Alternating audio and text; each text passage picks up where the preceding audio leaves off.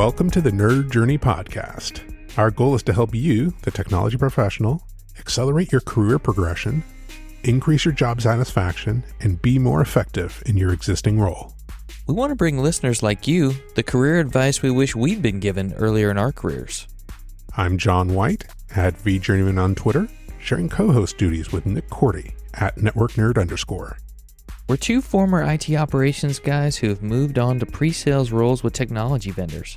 We have our opinions, but we also like to highlight the journeys of others and see what we can learn from them. We'd also like to ask for your feedback to make this a conversation, not a one-way broadcast. Email us at nerdjourneypodcast@gmail.com or DM us at nerdjourney on Twitter. So come join us on our nerd journey. Let's take a trip. Episode 312. How should we use our influence as technologists? For Julia Furst Morgado, it's not about increasing the number of followers or hitting some kind of metric. It's about education and helping others, or what we might call being a bridge to the technical community. Julia is a global technologist at Veeam, and if you missed part 1 of our discussion with Julia in episode 311, we talked about her transition from studying law to pursuing marketing. We followed Julia through her participation in a boot camp to get into tech and talked about how she built a strong professional network along the way. Then we heard a little bit about how she shifted into technology and landed her current job at Veeam. This week in part 2 of our discussion with Julia, we're going to talk about what a global technologist is, what does that mean, and what does it require of you if you're going to do it. We'll hear about Julia's venture into public speaking as a large part of her role as a global technologist and what she had to do to get over impostor syndrome. We'll also talk about navigating a travel-heavy role while continuing to build community and learn new things. Here we go with part 2 of our discussion with Julia Furst Morgado.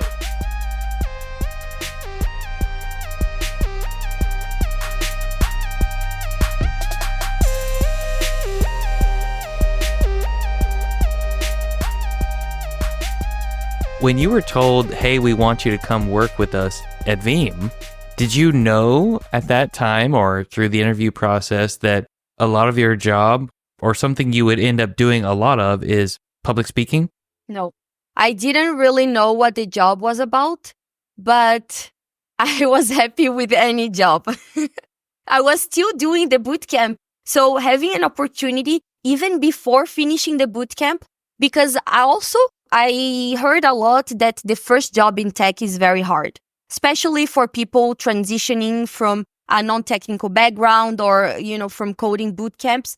And I was afraid. I was a little confident because I had a good network already, but I knew I would have to put in some effort.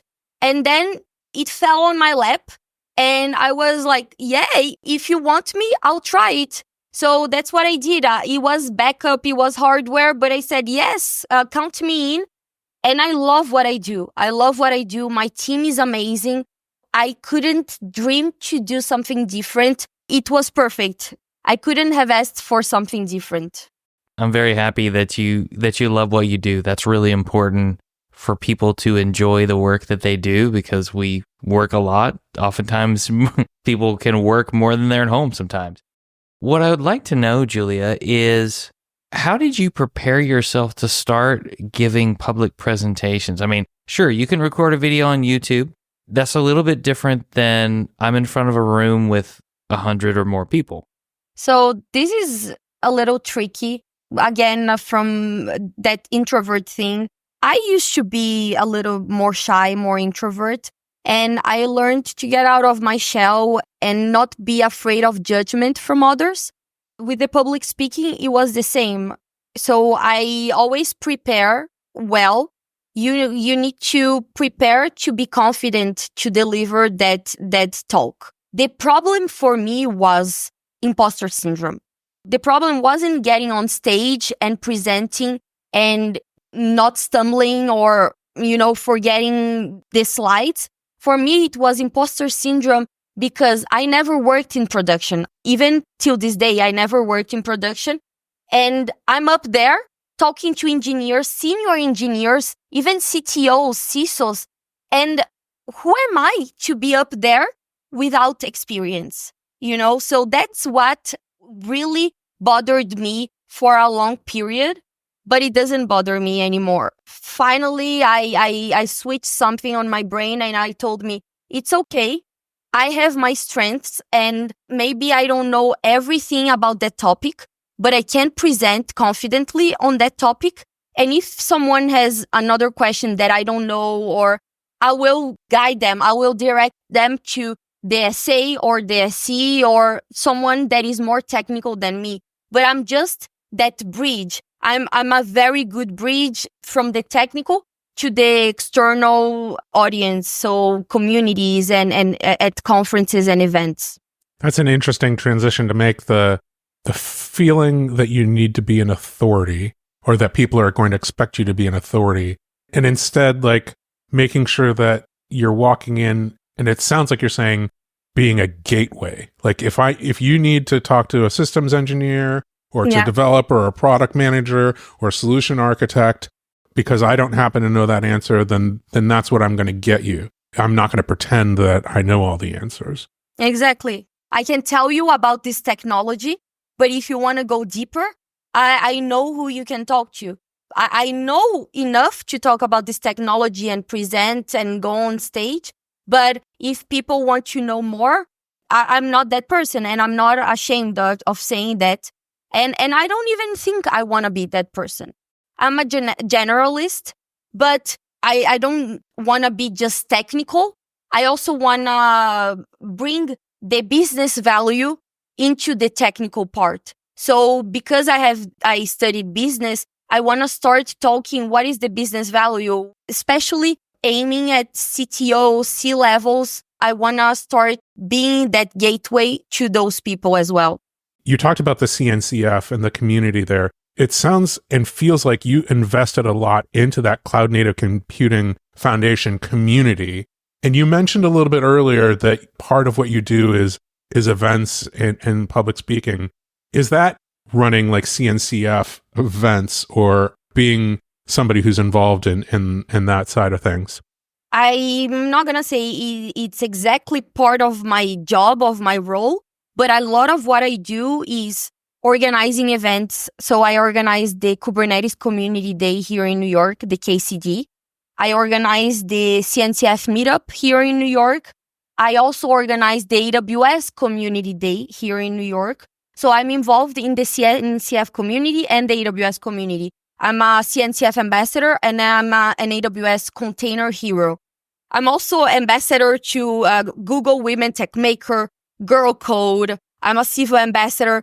All of that I've achieved in 2 years.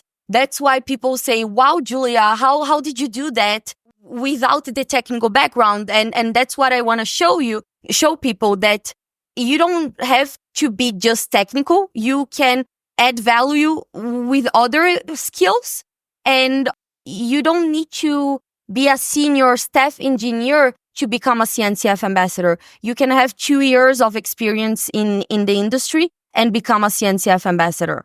Do you mind just defining what a CNCF ambassador is expected to do and be? I'm not sure that we've discussed it on our show.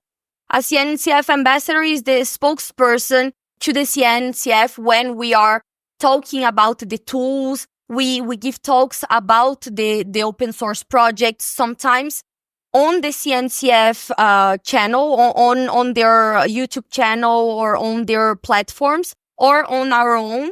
If anyone has questions about CNCF projects or anything related to the CNCF, they can come to us and ask. We are like SMEs about the CNCF, and we get perks from that. So we can take free certifications. We have a room during KubeCon that we can get together. We have breakfast there as well. We had discount for KubeCon. We have a lot of things. And same for AWS Heroes. They are SMEs and thought leaders that create content, that create communities around that topic. So AWS or CNCF. And people go to them for questions. These are closed programs. The CNCF ambassadors, you have to apply for that. But the AWS Heroes, you can't apply for that. You have to be nominated. you can apply to become an AWS community builder, which is going to open in January and is under the Heroes, but the Heroes is, a step above. Is it possible then maybe to draw a parallel between the Veeam Vanguard program and the CNCF Ambassadors? Yes. Okay, so it's more along the lines of you've invested in the community, you're developing content maybe, or writing, or maybe you've done like more of an internal champion role. Yeah. And then you maybe take that portfolio of work, and for CNCF Ambassador, maybe you can apply with that portfolio of work. And it's more like a recognition. And then once you're recognized, there's maybe like a, like you said, perks, but probably it's very possible if you stop doing that stuff, then the next go around, they don't invite you back, maybe. Yes. Yeah. Okay. Awesome. When you say open source projects, there are so many out there. If I want to get involved in open source in some way, where would I even start? Like, what would the guidance be there? I would say it depends. You can reach out to me. I'm happy to help. But how much technical expertise do you have? Do you want to help with coding in open source, or you don't have a lot of technical experience, but you still want to contribute to open source? You still can, with documentation, with translation, so localization. That's why I say it depends. Because also, what type of technology do you use? JavaScript, Go, it depends. I would say, think about these things, how you want to contribute, which technology, because then you can filter and find a few projects and go to their documentation. Most of them, 99% of them, they have a contribute.md file telling you how to start contributing. If they don't, reach out to the maintainers. They usually have a community on Slack or Discord. Don't be afraid to go after people and say, hey, I want to start contributing. I want to help out. All these projects, they need more contributors. So if you're curious and you know a project, go for it. Contribution could be code, could be documentation. Could be triage, fixing bugs, could be a lot of things. Depending on skills, but it sounds like one of the things that you're primarily recommending is finding something that you're maybe already passionate about or already using and getting involved with that first. Yeah, exactly. Yeah, that's really good guidance. And I also have a blog post about contributing to open source if you don't know where to start. That's why I am that bridge. So if you want to start with the CNCF, if you want to start contributing to open source, if you want to start with cloud, if you want to start in tech. So I have those blog posts to help out people start, get their feet wet. When you're a bridge like that, how do you keep the bridge so that there aren't so many things going through it, that there's no more room for stuff to go across the bridge? In all the things that you do and have done, I'm just really curious, how do you keep yourself from getting overwhelmed or from taking on too much? That's a really good question. I don't know the answer to that. It's only been 2 years and I'm like, go, go, go. I'm giving my 150%. I'm scared of burning out. That's why sometimes I try to slow down a little bit. It's just really hard because I'm trying to surf that wave, 2025, I already have a lot of events booked. People are inviting me to do the keynote or for other podcasts. I can't say no, but I don't want to. I love what I'm doing and the opportunities are coming my way. So it's really hard, that balance, work-life balance. I don't know. So far I'm doing good. I'm trying to learn to say no. I think that's something, is it really gonna help me? As I said, instead of answering 10 messages that are asking me, how can I start in tech? I write a blog post and I just send them the link. So these are the things that I'm trying to do. But I don't know, maybe in a year we can talk again and I'll have a different answer. Yeah. Well, and not even just like the volume of work, but in the different areas of learning. the AWS community, the CNCF, all these others. I go crazy, yes. Kubernetes, and now I have a lot of friends that do serverless, and they want me to start learning serverless. So I was at reInvent, and I gave a talk about running containers on AWS, and you can run on Lambda. And now I'm going down the rabbit hole of serverless and using Lambda. And I need sometimes to stop and say, should I still keep going or no, I'm going too deep and it's not going to help me. So I'm still learning. I don't know if what I'm doing is right. I tend to try to do a lot, put a lot on my plate and want to learn everything. I have ADHD, so I have lists of everything and I'm learning. I don't know. I don't have the right answer for that. As a fellow ADHD person, I, definitely understand the lists and I understand I want to do this and this and this. And I think there is that balance between following everything that you are interested in and having that turn into a passion and then potentially burning out on it. There's a delicate balance there. Yeah. Maybe in a year you can come back and tell us what you've learned about that. Actually, it doesn't need to be a year. That's true. I think there's a good sign in all this. You're still excited about it. You described it still learning, right? You're learning things. They're interesting to you. You're excited about it. It doesn't seem to feel like a chore from anything you said. No. I think those are all good signals. Because it's really hard. My job, I travel to go to events. Usually I travel, let's say half of the month to go to events, meet people and talk about different technologies. Obviously, I have some background work, prepare demos and write blog posts, things like that. They are not so much fun, but the fun is most of the part. So I can't complain.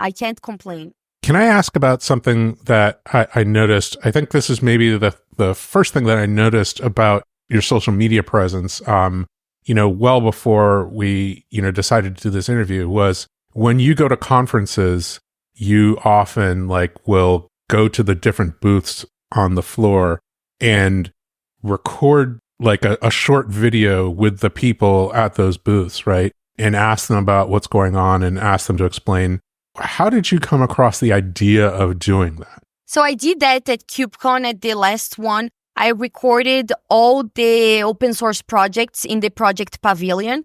The idea came from, they have a tour there. So project pavilion tour, they have, I think, 2 times a day or 3 times a day. It's a CNCF Ambassador that takes people around all the open source projects and each maintainer explains what the project does. And a lot of people are online virtually. They can't afford going to KubeCon and they don't know a lot about a lot of these projects. That's why I decided, let me record 60 seconds of each project and post daily. And they did great. I want to do more at other conferences, not necessarily about open source projects, but also maybe challenges that people are facing. Because short videos are very popular right now.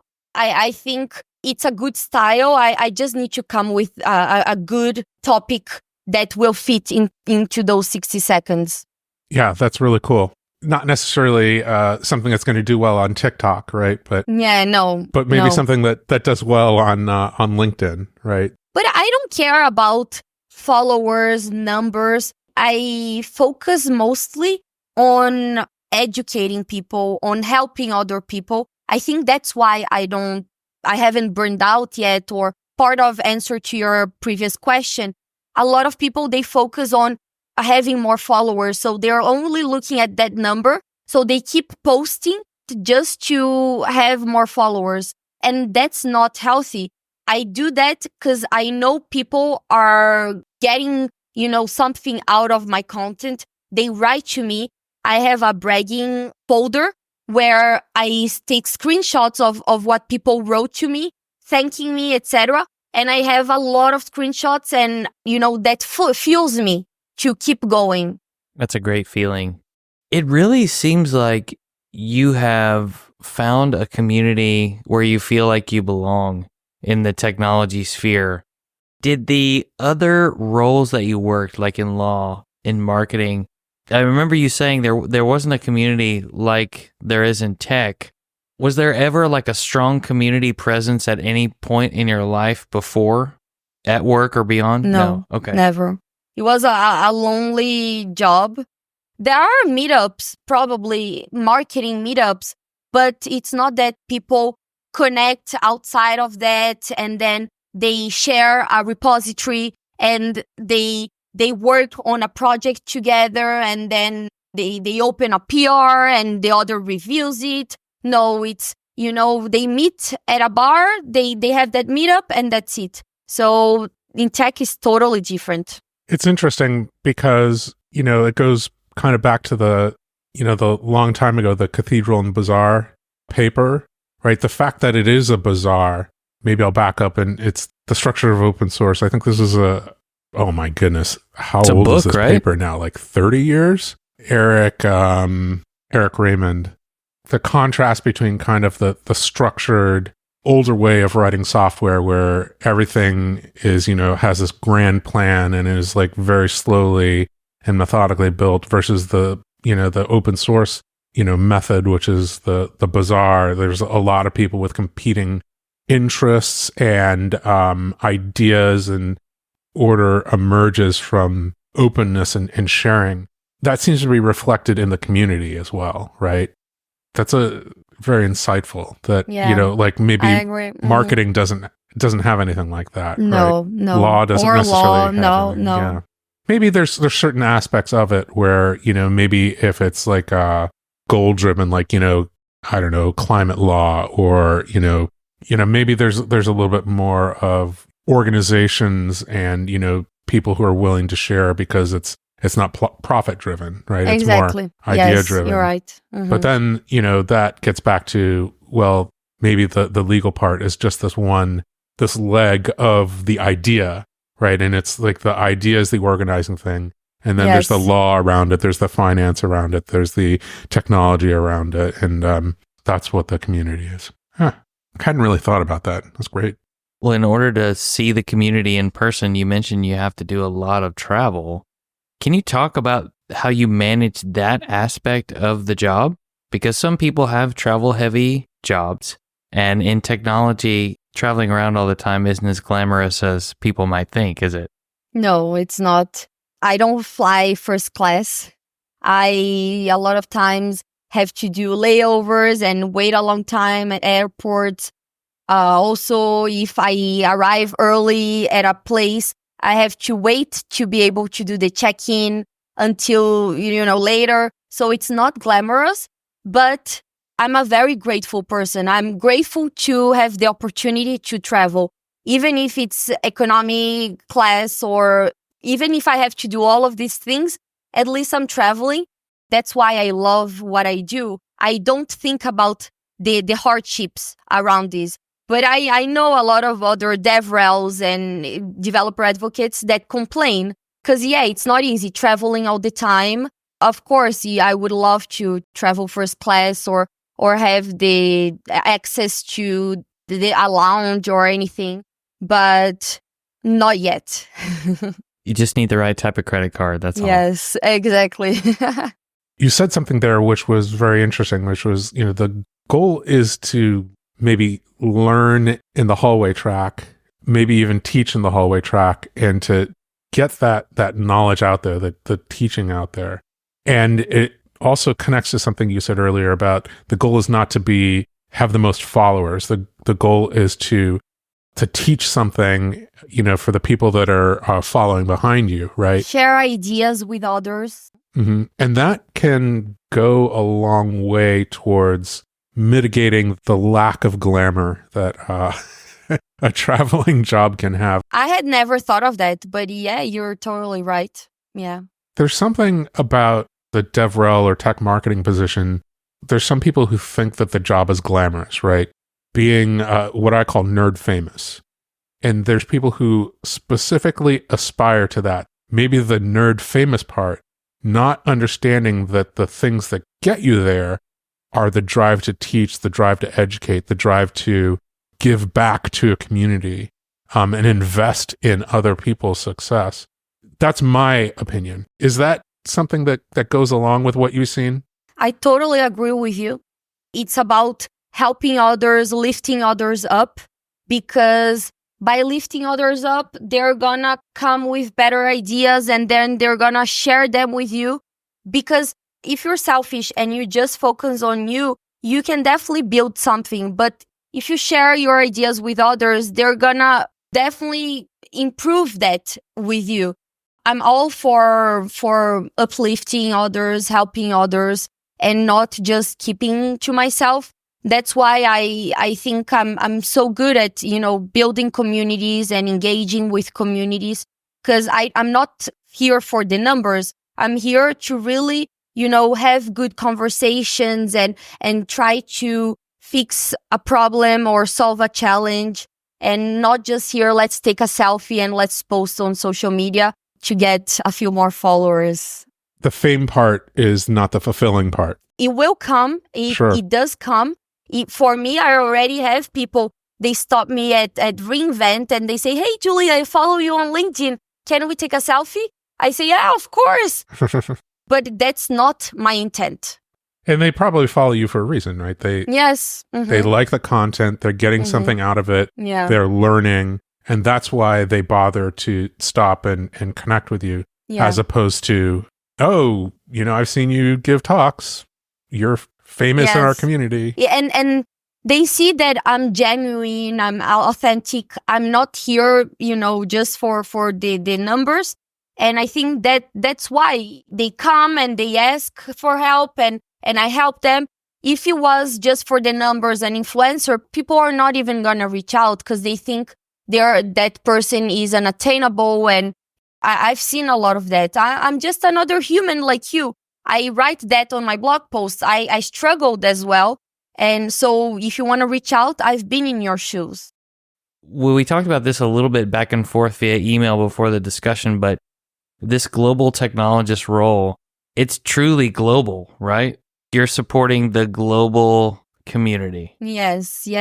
I speak 4 languages, as I mentioned about the YouTube videos. So my mom's family is French. I studied in a French school in Brazil, high school. I spoke French at home. I also lived in Spain for a little over a year. So I also speak Spanish, Portuguese, because I was born in Brazil, and English. I live in New York. I do all the events in North America, Canada. I did a talk in French in Montreal. And I also support LATAM because I'm Latino. I speak Portuguese and Spanish. And also now my family lives in Portugal. So I'm often there. I help out with the AWS user group there. I've given a talk in Monaco. Can you believe this? Wow. In Monaco in French. It was a dream to be there to give a talk.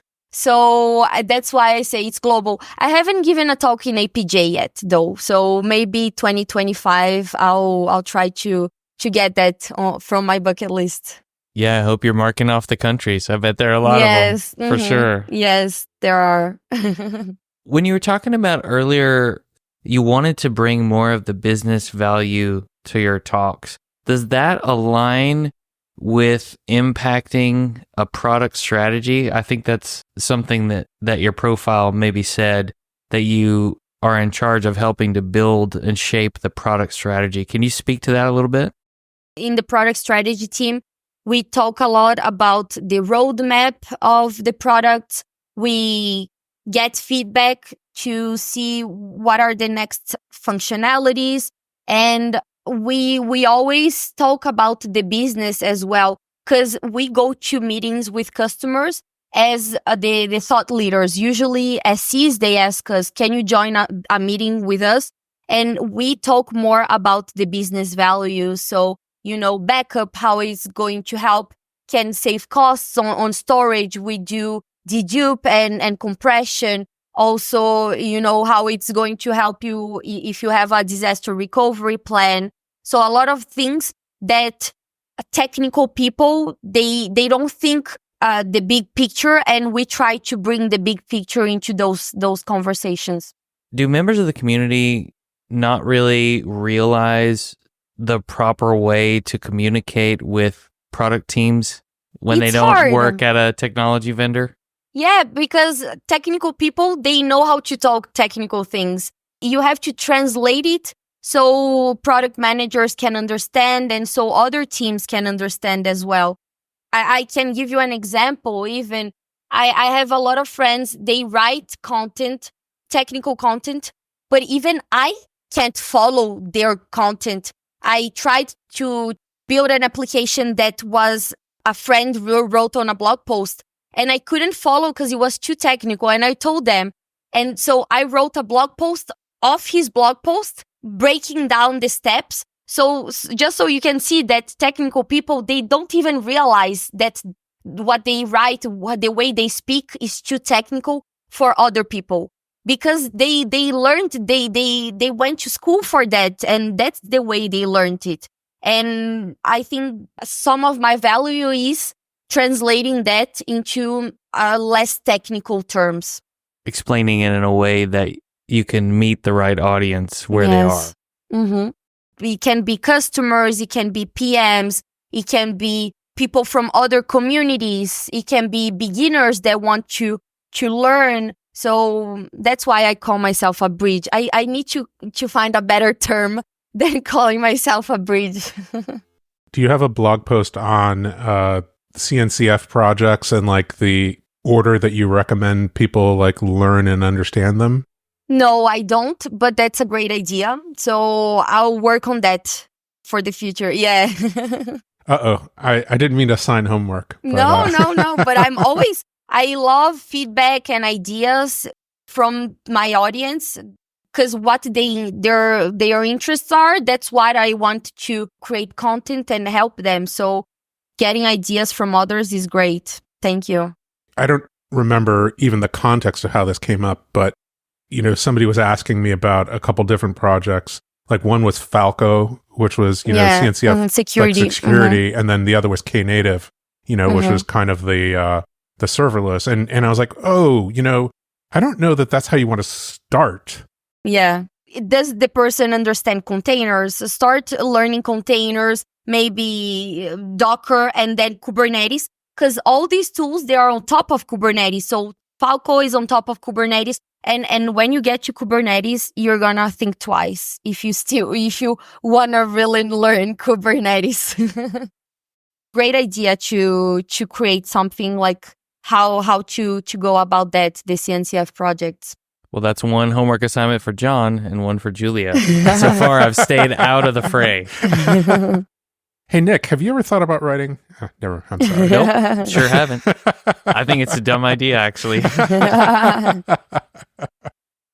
Julia, it's just really been amazingly cool and energizing to hear about your journey into this community, into your role. And I'm just so thankful that we were able to get some of your time and have you talk about this.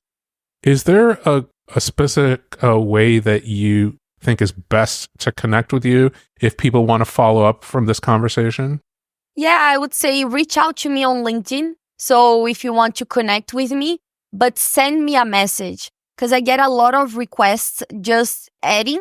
But if I don't know the person, usually I don't add them. And this is also what I learned from the bootcamp. When you add someone, always send a message, because maybe it will help you remember where you met that person. I always send, hey, it was great meeting you at reInvent or at KubeCon. And 1 year later, we meet and we say, where do I know you from? And then you go on LinkedIn and . So if you want to connect, reach out to me on LinkedIn and send me a message.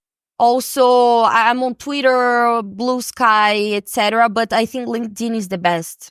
And if people are hesitant about jumping in and joining a community, what advice would you give them? Start with one person. Try to find one person that is in that community and go to them and say, hey, I want to join. I'm new. What can I do? I'm a little overwhelmed. Be honest. Don't be afraid of being vulnerable.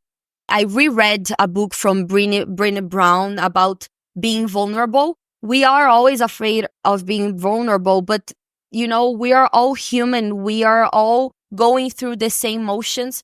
So yeah, try to find one person, and that person will probably help you, guide you, or put you in touch with the right person to get involved in a community. I love that. I like that. Finding a connector in a community, right? Yes. You need somebody to be your bridge. Find another bridge. Yes. Exactly. Awesome. Julia, thank you so much for your time and joining us on the podcast. Yeah, thank you so much. It was my pleasure. I really wanted to join you two here on the podcast. I know we've been exchanging emails for a while, but I'm glad it happened already. And I love your podcast. I think you're helping a lot of other people. So I'm glad I could join you.